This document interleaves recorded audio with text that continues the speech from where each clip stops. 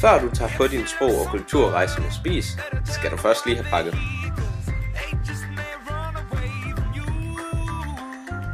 Sådan, nu kan du endelig tage afsted på dit livseventyr. München er en vidunderlig by. Kulturrig, mangfoldig og særdeles smuk. Tyskerne er dejlige, men for at få det bedste forhold til din værtsfamilie, er der nogle små tricks, som er meget nyttige at kende. I Tyskland betyder høflighed meget, så husk at banke på døren, før du går ind.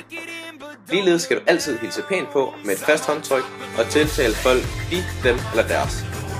Hvis du fører en samtale med en tysker, kan det være en god idé at komme ind på fodbold eller biler, da tyskerne har en maskulin kultur. På rejsen vil der være lektioner fra kl. 8 til 12. Der vil blive undervist i tysk sprog og kultur, og Hofstedes teorier vil blandt andet blive behandlet.